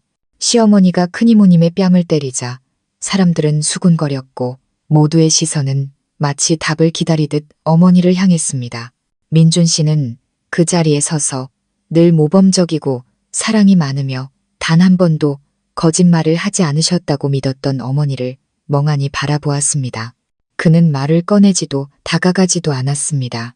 마치 그의 영혼 전체가 보이지 않는 끈에 묶여 있는 것 같았습니다. 진실과 믿음 사이에 그 끈이 막 끊어지려는 순간이었습니다. 저는 시어머니를 보았습니다. 어머니는 떨면서 두 손을 가슴 앞에서 꽉 쥐고 있었습니다. 늘 엄격하던 얼굴은 마치 끝없는 절벽에서 떨어진 사람처럼 창백했습니다. 어머니는 더 이상 아들을 데리고 와서 인사를 시키라고 요구하던 강한 여자가 아니었고 가문의 명예를 지키겠다고 당당히 선언하던 사람도 아니었습니다. 그 순간 제 앞에는 거의 반세기 동안 묻어둔 비밀의 무게에 곧 쓰러질 것 같은 한 어머니만이 서 있었습니다. 마침내 어머니는 고개를 들었고 눈에는 눈물이 그렁그렁했습니다. 그래, 엄마가 수십 년 동안 숨겨왔다. 이 비밀을 무덤까지 가져가려고 했어. 하지만 오늘 하늘이 더는 숨기지 못하게 하는구나. 어머니는 민준 씨를 향해 돌아섰고 그 눈빛은 안타까움으로 가득했습니다. 민준아, 너는 항상 엄마의 가장 큰 자랑이었지만 너는 내 아버지의 친아들이 아니란다. 수군거리는 소리가 다시 커졌습니다. 저는 민준 씨가 멈칫하는 것을 보았습니다. 그의 눈빛은 텅 비었고 입은 벌어졌지만 아무 소리도 내지 못했습니다. 그는 한 걸음 물러섰고 저는 그의 곁으로 다가가 손을 꽉 잡았습니다. 그의 손은 얼음장처럼 차가웠고 미세하게 떨리고 있었습니다. 시어머니는 깊은 숨을 들이마신 후 목소리는 쉬었지만 또렷하게 이야기하기 시작했습니다. 마치 한 글자 한 글자가 어머니의 심장을 베는 칼날 같았습니다. 그 해에 내 아버지는 멀리 군대에 갔고 몇 년 동안 소식이 없었어. 엄마는 텅 빈 집에서 혼자 살았고 청춘은 얼어붙은 것 같았지. 그러다 어느 날 장에 갔다가 한 남자에게 몹쓸 짓을 당했단다. 경찰에 신고하려 했지만 소문이 두려웠어. 엄마는 조용히 집으로 돌아와 아무에게도 말하지 않았지. 그리고 임신을 했어. 지우려고 했지만 수술대에 누웠을 때 차마 그럴 수가 없었어. 엄마는 아무도 모르게 너를 낳았단다. 그때 내 아버지가 갑자기 돌아오셨어. 엄마는 더 이상의 수모를 견딜 수 없어서 그분께 비밀을 지켜달라고 애원했고 그분은 너를 친아들처럼 키우기로 받아주셨단다. 저는 이 말을 들으며 어느새 눈물을 흘리고 있었습니다. 저는 민준 씨의 손을 더 꽉 잡았습니다. 그는 여전히 움직이지 않고 조용히 서 있었습니다. 그의 눈은 울면서 고백하는 어머니를 똑바로 바라보고 있었습니다. 어떤 자식도 듣고 싶지 않은 말을 어머니는 계속했습니다. 엄마는 그 남자를 사랑하지 않았어. 얼굴조차 제대로 기억나지 않아. 하지만 엄마는 너를 사랑했단다. 매일, 매달 네가 착하고 효심 깊게 자라는 모습을 보면서 사실을 말하고 싶었지만 네가 엄마를 미워할까봐 두려웠어. 그리고 가장 두려웠던 건 네가 더 이상 엄마를 엄마로 여기지 않을까봐. 민준 씨는 거친 숨을 내쉬었습니다. 그의 얼굴은 무표정했지만 저는 그의 마음속에서 폭풍이 몰아치고 있다는 것을 알았습니다. 이 모든 일을 겪은 후 이제는 그가 가장 큰 고통 속으로 내몰렸습니다. 성실하게 살아온 아들이, 어머니와 아버지를 사랑해온 아들이 40년 동안 아버지라 부르던 분과 피 한 방울 섞이지 않았다는 사실을 갑자기 알게 된 것입니다. 그리고 그가 미덕의 상징이라고 생각했던 어머니가 사실은 평생 고통을 숨겨온 피해자였다는 것을 아무도 말을 꺼내지 않았습니다. 마당은 완전히 조용했습니다. 저는 정원박 바나나 잎 사이로 스치는 바람소리, 아이들이 뛰어다니는 발소리, 부엌에서 나는 그릇 소리까지 똑똑히 들을 수 있었습니다. 한참 후에야 민준 씨가 입을 열었습니다. 그의 목소리는 심하게 잠겨 있었습니다. 어머니, 전 어머니를 원망하지 않아요. 어머니는 잘못이 없으세요. 어머니는 피해자셨고 저를 사람답게 키워주셨고 올바르게 사는 법을 가르쳐 주셨어요. 어머니는 영원히 제 어머니세요. 시어머니는 큰 소리로 울며 주저앉았습니다. 민준 씨가 달려가 어머니를 부축하고 어린아이처럼 품에 안았습니다. 주변 사람들은 숨을 죽이다가 차례로 고개를 끄덕이며 한숨을 쉬었습니다. 눈물을 닦는 사람도 있었습니다. 저는 모든 것이 녹아내리는 것을 느꼈습니다. 의심, 원망, 명예, 수치심의 그 굴레가 모두 그 포옹 속에서 녹아내리는 것 같았습니다. 용서의 포옹, 너그러움의 포옹, 그 어떤 것으로도 깨뜨릴 수 없는 신성한 모성애의 포옹. 그날의 제사는 명예를 과시하는 자리가 아니라 진실과 사랑을 고백하는 자리가 되었습니다. 제 아들은 종손으로서 직접 족보에 이름을 올렸습니다. 시어머니는 손주를 품에 안고 눈물을 흘렸습니다. 어머니는 이것이 하늘이 주신 가장 큰 선물, 고통이 아닌 사랑에서 온 진정한 손주라고 말했습니다. 그날 밤 저는 민준 씨 곁에 그의 아버지가 남기신 낡은 나무 의자에 앉아 있었습니다. 그는 제 어깨에 머리를 기대고 길게 한숨을 쉬었습니다. 있잖아. 나 사고 당했을 때 내 인생은 끝났다고 생각했어. 더 이상 남자가 아니라고 느꼈지. 그런데 당신이 임신했어. 처음엔 충격이었는데 알고 보니 나를 다시 일으켜 세운 유일한 희망이었어. 그리고 이제 어머니의 진실을 알게 되니 화가 나는 게 아니라 그냥 마음이 아파. 저는 고개를 끄덕이며 처마 너머 별이 가득한 하늘을 올려다보았습니다. 제 아들은 안에서 요람에 곤히 잠들어 있었습니다. 제 마음속에는 이상한 감정이 차올랐습니다. 시리면서도 따뜻했습니다. 마치 지나간 모든 고통이 이 남자 곁에서 한때 지우려 했던 아이 곁에서 이렇게 앉아있는 단 한순간을 위해 있었던 것처럼 인생은 참 이상합니다. 어떤 고통은 우리를 영원히 파괴할 것 같지만 알고 보면 깨진 것들을 다시 붙여주는 촉매제가 되기도 합니다. 어떤 비밀은 사람을 두렵게 하지만 용기를 내어 말했을 때 오히려 마음을 잇는 끈이 되기도 합니다. 저는 포기하고 싶었지만 그러지 않았습니다. 그리고 그 덕분에 저는 오늘날의 가족을 얻었습니다. 완벽하지는 않지만 진실된 가족을. 구독자 여러분, 아마 우리 모두는 적어도 한 번쯤은 오해받고 상처받고 벼랑 끝에 몰려 다시 일어설 수 없을 것 같은 상황에 처해 본 적이 있을 겁니다. 하지만 이 이야기를 통해 우리는 진실이 아무리 고통스러워도 항상 마주해야 할 대상이라는 것을 깨닫게 됩니다. 우리가 고통과 기억, 그리고 과거의 실수에 맞설 용기가 있을 때에만 우리는 자신의 두 발로 앞으로 나아가고 폭풍우 치는 세상 속에서 고개를 들 수 있습니다. 민준 씨는 사고 후에도 무너지지 않았고 혜진 씨는 누구도 받아들이지 않을 것 같았던 아이를 포기하지 않았습니다. 그리고 수십 년간 고통을 안고 살았던 시어머니는 평생 두려워했던 진실을 말할 용기를 냈습니다. 어쩌면 가족이란 폭풍우가 없는 곳이 아니라 그 모든 폭풍우가 지나간 후에도 우리가 여전히 돌아가기를 선택하고 서로의 손을 잡고 함께 나아가며 서로를 가족이라는 두 글자로 부르는 곳이 아닐까요? 이 이야기에서 얻을 수 있는 교훈은 인생에서 완벽한 사람은 없지만 우리가 마음을 열고 이해하고 용서할 줄 안다면 모든 상처는 결국 아물게 된다는 것입니다. 한순간의 모습만으로 누군가를 성급히 판단하지 마십시오. 소문 때문에 사랑하는 사람에게 등을 돌리지 마십시오. 그리고 절대로 자존심과 체면이 진실된 감정을 압도하게 두지 마십시오. 마지막으로 저희 가족 이야기 채널은 이 이야기를 끝까지 인내심을 갖고 들어주신 모든 구독자 여러분께 진심으로 감사의 말씀을 드립니다. 오늘 이야기가 의미 있었다면 구독 버튼과 알림 설정을 눌러주셔서 이처럼 감동적이고 깊이 있는 다음 이야기들을 놓치지 않으시길 바랍니다. 삶의 숨결이 깃든 이야기, 마음을 울리는 이야기로 다시 찾아뵙겠습니다. 구독자 여러분 모두 항상 건강하시고 평안하시며 남은 모든 날들을 진정으로 행복하게 보내시길 바랍니다. 사랑할 줄 아는 마음에 가닿는 곳, 가족 이야기였습니다.